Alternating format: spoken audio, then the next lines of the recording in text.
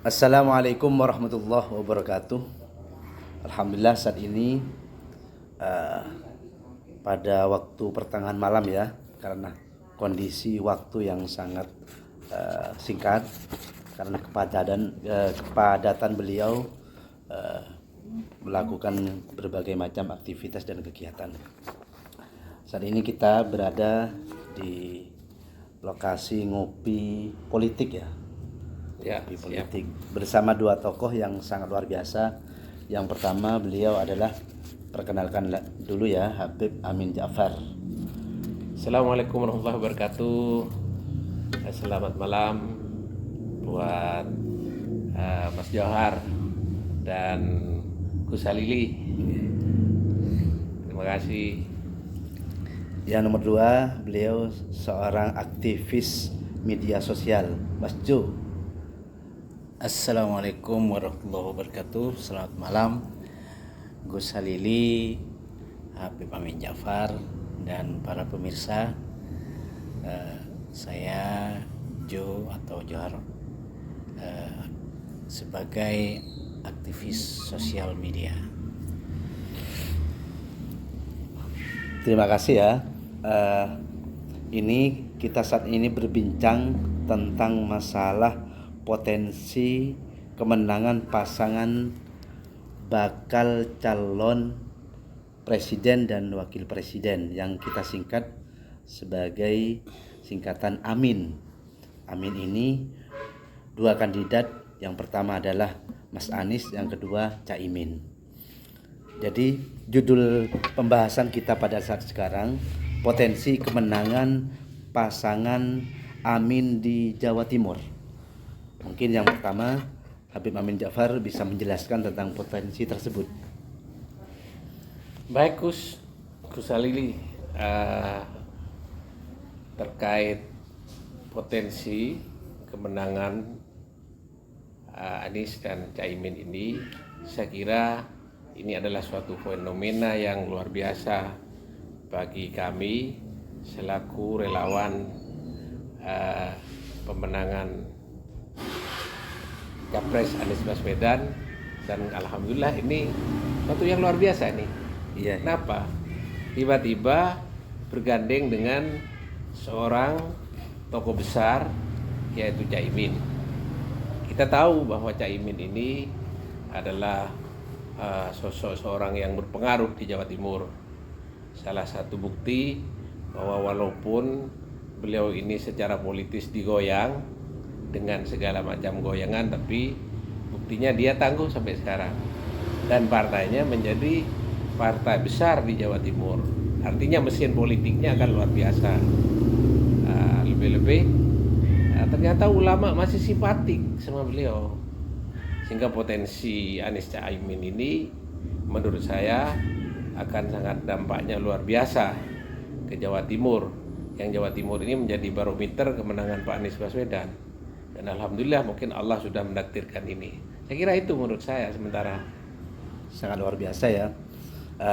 Para pemirsa dimanapun Anda berada, perkenalkan beliau sebagai koordinator Ketua relawan Komandan Jawa Timur, DPW Jatim. Masya Allah. Komando Pemenangan Anies Baswedan. Betul, Gitu betul ya. sekali, Mas Johar. Ya.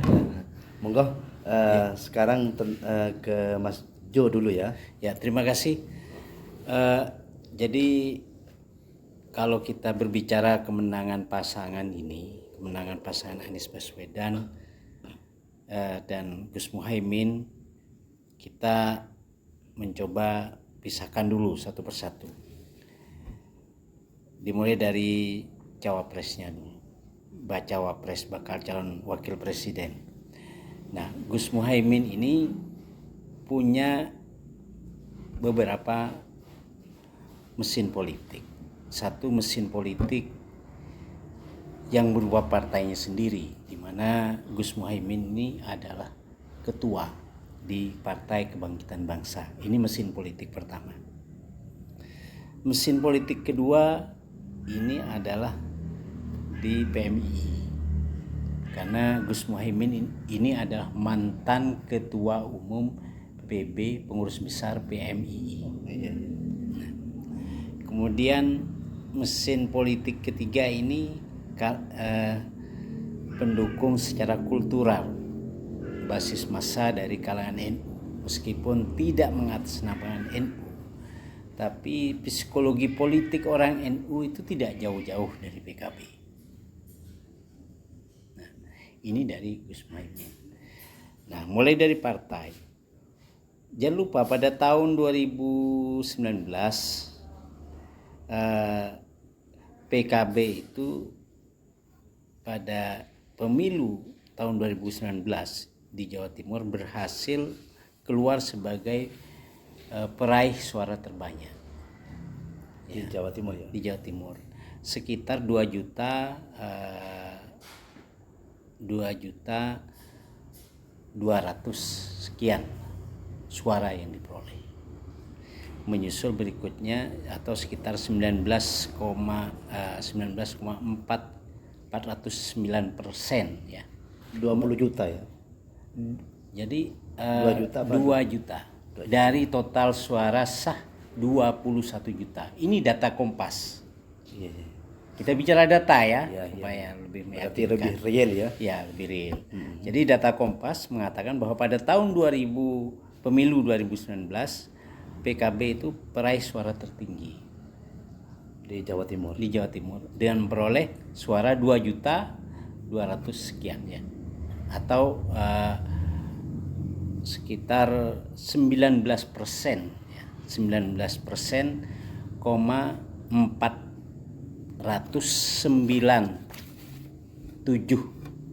ya. 19,409%. Ya. Berikutnya adalah PDIP dengan perolehan sekitar 19.000 selisih sedikit atau sekitar 19,407. Jadi sekian digit kalahnya di bawah PKB. Nah, jadi ini yang berpotensi, ini mesin politiknya di PKB. Nah, kenapa ini mesin politik PKB efektif? Karena yang bekerja ini caleg. Tidak mungkin caleg PKB ini tidak akan memperjuangkan ketua umumnya untuk tidak menang. Karena ketika menang, ya pasti ada Sinergitas. potensi, ya paling tidak ada kickback elektoral atau feedback elektoral, mendapatkan secara politis punya posisi yang lebih baik daripada ketika ketumnya tidak menjadi wakil presiden. Ini bicara PKB. Nah, kemudian kita bicara mesin politik kedua. Kalau saya mengamati perbincangan, diskusi di grup-grup PMII, karena saya juga alumni PMII, Ya. meskipun bukan pengurus inti lah, saya melihat cukup solid PMII itu dukungannya terhadap Caimin Gus ya. Muhaimin. Ya, karena memang karakter PMII sebagai organisasi kader, organisasi mahasiswa, itu psikologi politiknya sangat kuat kedekatannya dengan mantan ketum PB PMII. Contoh, kita punya catatan ketika salah satu kader PKB terkena kasus di KPK, maka dukungan dari PMII luar biasa. Karena biasa antara junior dan senior. Itulah mesin politik ini. Nah, mesin politik ketiga ini adalah dari basis massa kultural NU. Jangan lupa Gus Muhaimin itu adalah terah pendiri Nahdlatul Ulama. Cicitnya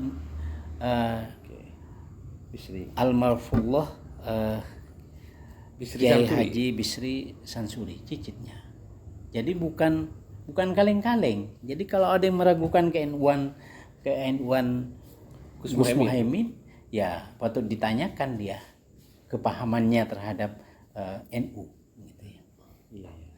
Jadi pasti yang namanya orang NU diceritai apa saja tentang misalnya tidak peduli, yang penting dia merasa bahwa Gus Muhaimin itu adalah memang secara kultural adalah NU.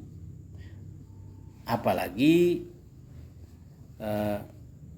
mereka tahu bahwa meskipun dari mohon maaf ada saat ini PBNU cukup mengambil jarak dengan semua partai ya, tetapi penegasan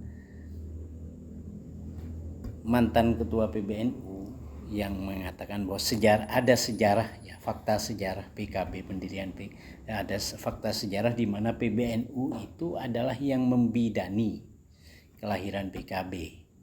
Ini pernyataan Ki Haji Akil Siraj yang mantan ketua PBNU, yang videonya sudah bisa kita saksikan, banyak beredar di mana-mana, bahwa PBNU itu adalah yang membidani kelahiran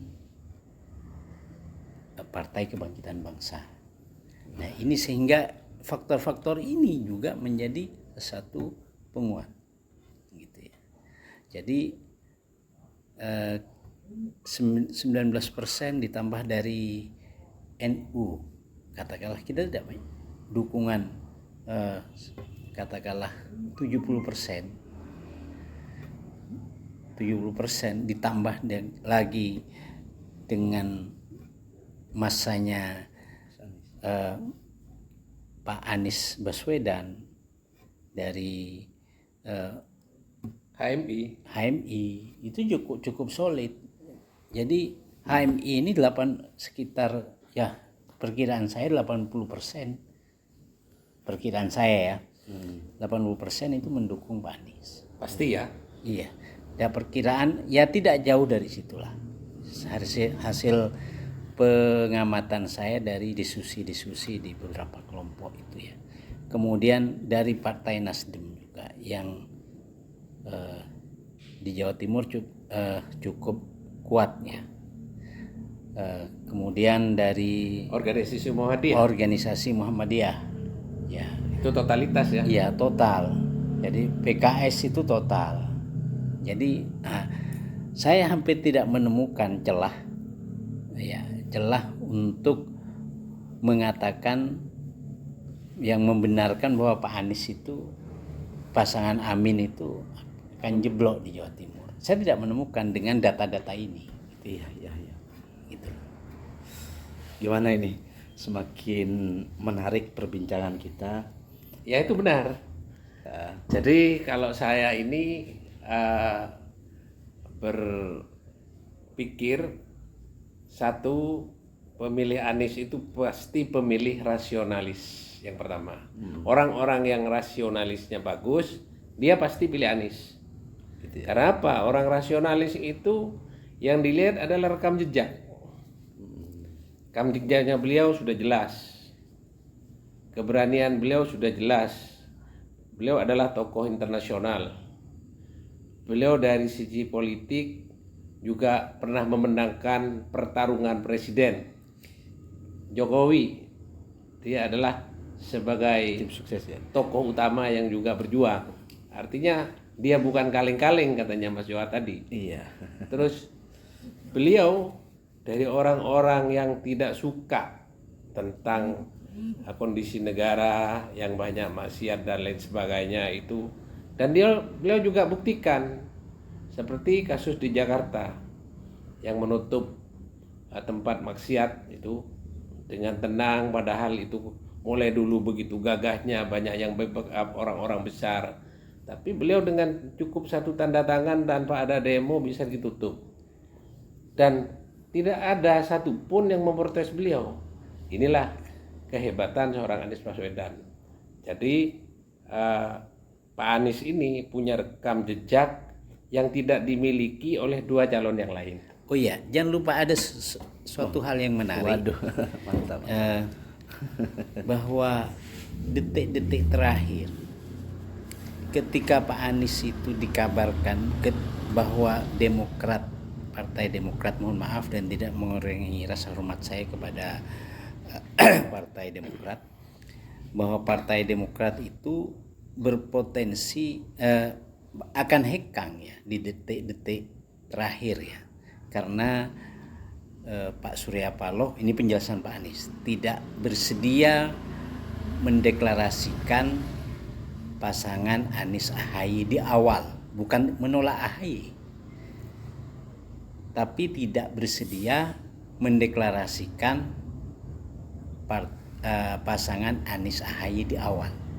Artinya belakangan kalau pasangan Anies Ahaye, karena masih butuh penguatan. Iya, ya. betul. Dan luar biasanya Pak Anies apa? Ya sudah, kita pasrahkan kepada Allah. Kalau memang itu yang terjadi, itu sudah kehendak Allah. Dengan tenangnya Pak Anies tidak memperlihatkan kepanikan apapun, tapi dengan tenang. Jadi ini adalah ekspresi orang yang punya kesolehan, yang punya ketenangan dalam menyikapi ancaman, kegagalan. Hanya orang-orang yang diberi kekuatan iman oleh Allah. Benar begitu, Beb? Betul. Jadi pendapat itu sangat betul kalau dilihat dari sisi agama. Cuman para ulama sudah tahu itu. Makanya ulama di Jawa Timur itu begitu mendengar Anies Caimin, rupa-rupanya semangat dan gelombang dukungan ini tidak terbendung. Di mana-mana berbunyi Bapak Anies Baswedan. Lah kenapa saya tahu? Lah kan saya yang belusukan ke seluruh Jawa Timur. Iya. Tunggu dulu. Nah, sabar dulu, Mas. Sabar dulu. Saya yang belusukan di seluruh Jawa Timur. Saya ditugaskan oleh Komandan Pusat untuk belusukan, dan saya belusukan bener, sehingga potensi sangat besar. Tadi saya katakan bahwa pemilih rasionalis itu pasti Pak Anies. Pemilih kalangan pemuda, pemilih awal itu orang-orang yang punya idealisme yang sangat bagus, tentu memandang sosok-sosok ilmiah, dan itu akan pilih Pak Anies. Yang kedua hebatnya, setelah Caimin masuk menjadi cawapresnya Pak Anies, itu kaum tradisional yang rata-rata dia sami'na wa ta'na kepada gurunya itu bisa disapu bersih oleh Pak Anies. Paling tidak disapu bersih katakan 70%. Tapi kalau itu ada tandingan dari lawan juga mengambil cawapres dari kalangan NU. Tapi kalau tidak ngambil dari kalangan NU, disapu bersih oleh kalangan bawah dan kalangan tradisionalis yang tunduk kepada fatwa ulama. Dan ini buktinya ulama-ulama khos di Jawa Timur ini sudah didatangi oleh Pak Anies dan menyatakan dukungan. Iya, potensi suara yang bisa diraih dari NU secara kultural.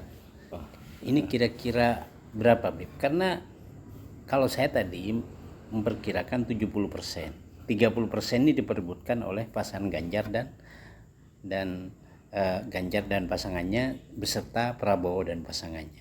Kira-kira begitu. Nah, kalau saya nggak begitu muluk-muluk dulu. Iya.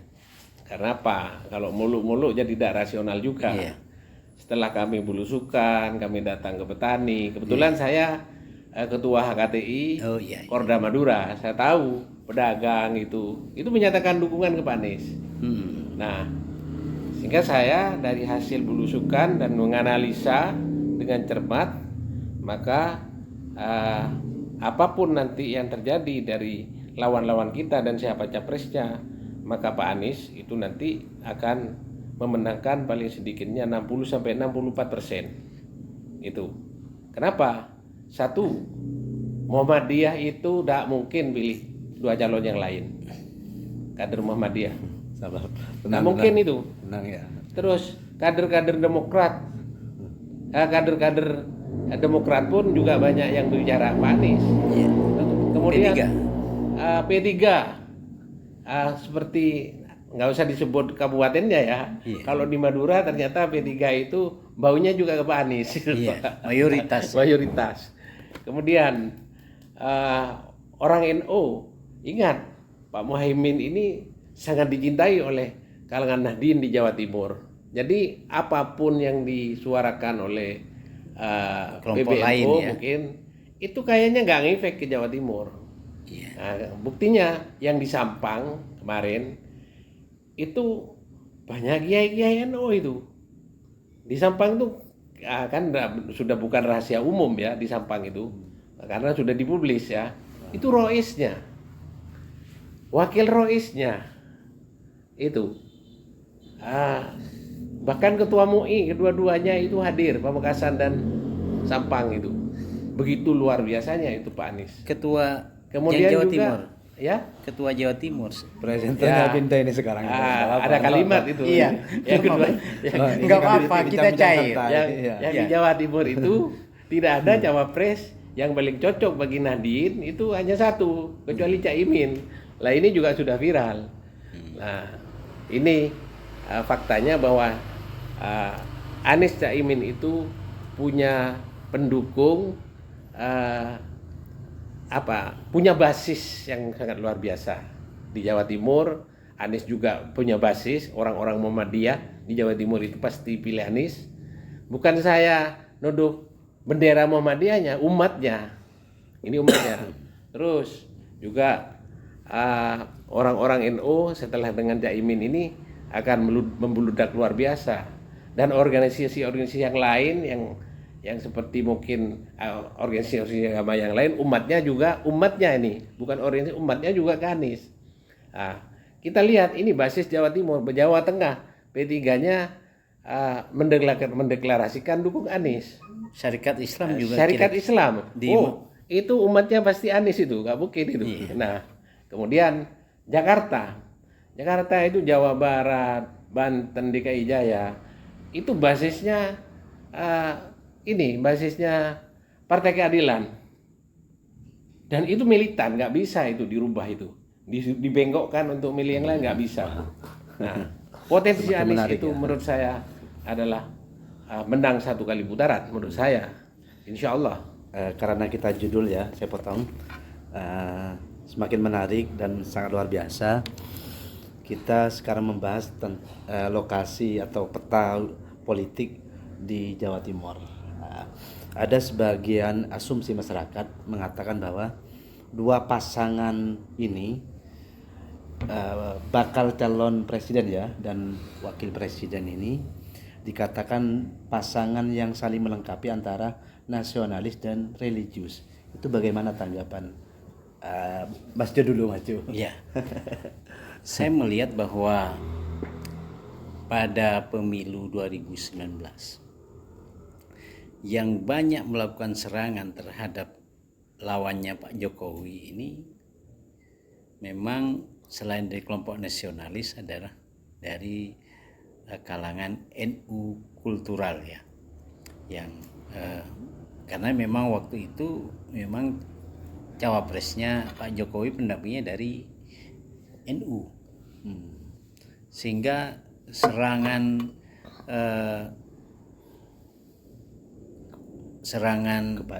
kepada lawannya Pak Jokowi ini dengan sebutan radikalisme, kadal gurun dan sebagainya, ini memang luar biasa. Nah, menariknya dengan bergabungnya Gus Muhaimin bersatu dengan Pak Anies ini, saya melihat di perbincangan grup media kalangan NU baik itu PMI dan sebagainya, ini sudah hampir tidak ada ya, tinggal ya tidak sampai 10% orang yang berbicara soal kelompok radikalis Dan yang lain-lain. ya, dan intoleran, ini nggak ada ya. Memang ada elit-elit tertentu yang masih mencoba menstigmatisasi terhadap Pak Anies sebagai orang yang diisukan menggunakan isu agama atau politik identitas meskipun isu itu tidak pernah terbukti gitu ya. Ada sih sebagian satu dua yang memang masih menggunakan itu. Tapi mayoritas 90% stigmatisasi bahwa Pak Anies itu intoleran, bahwa Pak Anies itu adalah pengusung politik identitas itu sudah berkurang sangat drastis. Itu dengan bergabungnya Gus Muhaimin sebagai bacawa presnya Pak Anies. Gitu. Jadi kalau menurut saya Mungkin bisa ditambah ya. Pak Anies itu bukan sosok nasionalis, dan Gus Imin itu bukan sosok nasionalis Sekuler. agama ya, Religius. Jadi tapi Gus Muhaimin itu adalah sosok religius nasionalis, karena sama-sama putranya pejuang, sama-sama putranya pendiri bangsa. Kalau Pak Anies. Pak Anies dia seorang nasionalis, dia religius. Jadi kedua-duanya itu saya kira 24 karat itu nasionalis religius. Kenapa? Pak Anies ini dididik agamanya sangat baik sekali dan dididik aswaja Pak Anies itu. Buktinya Pak Anies itu dimondokkan di Jawa Tengah di sebuah pondok pesantren NU. Jadi Pak Anies itu mondok di sebuah pondok pesantren NU di mana kiainya Pak Anies itu adalah muridnya Mbah Hasyim Asy'ari. Jadi beliau ini adalah sosok nanti kalau lahir menjadi presiden, saya kira tidak jauh beda dengan Gus Dur. Dia adalah sosok pemimpin pluralis, pemimpin plural itu. Iya. Jadi dia akan mempersatukan seluruh golongan, seluruh keyakinan, seluruh agama. Ini akan menjadikan negara yang berbhinneka tunggal ika secara murni dan konsekuen. Kalau Bhinneka Tunggal Ika sudah dinyatakan, sudah tumbuh secara murni dan konsekuen, maka negara yang adil dan makmur, gemah ripah loh jinawi katanya kakek-kakek saya, itu akan lahir dengan segera. Saya kira mungkin itu yang terakhir dari saya. Terima kasih. Sebagai closing lah. Sangat luar biasa ya. Teman-teman yang nonton ini, saat ini perbincangan kita semakin hangat, semakin luar biasa. Tetapi karena ini ada episode selanjutnya, kita tutup dulu ya. Oke. Terima kasih Mas Jo, Habib Amin atas waktunya, karena telah menyelang waktu untuk hadir ngopi bareng bersama-sama. Kita tutup. Terima kasih kami sampaikan. Assalamualaikum warahmatullahi wabarakatuh. Waalaikumsalam warahmatullahi wabarakatuh. Terima kasih Gus Halili. Siap. Sukses. Sukses. Ya. Alhamdulillah. Alhamdulillah.